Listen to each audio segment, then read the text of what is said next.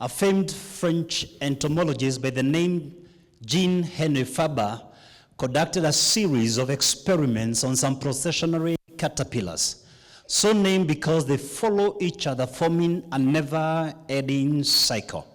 He wrote several books on entomology.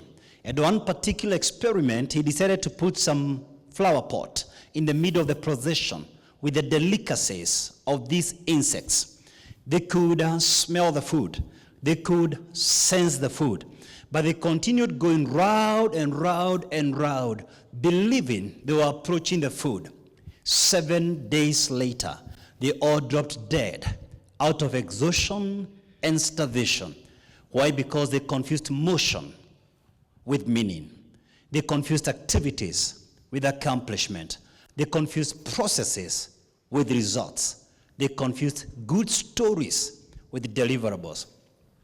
Busy, busy, busy. But year in, year out, we never take stock of where we are going.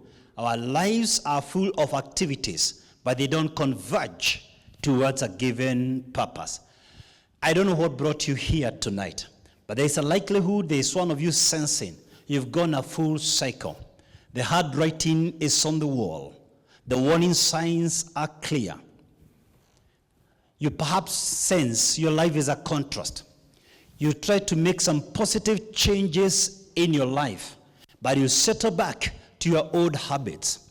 Past New Year resolutions haven't worked for you. Some old habits strangle your progress. You sense you're in a dead end. You're marked timing. You're in a vicious cycle. And now you desire to break from this cycle and make some progress. Come out 2017 and take charge of your life. There is something painful about entrusting your life to someone, and then he betrays what he promised you. And then you end up in a marriage that is in a cycle of conflict. Day in, day out, week after week, month after month, you're solving conflicts. There's no longer bliss or spice in your marriage. The promise was let down. Or perhaps you're single in our midst, and you've gone for several dates, but you've been played over and over and over again. No one is committing, despite giving them an opportunity to date you.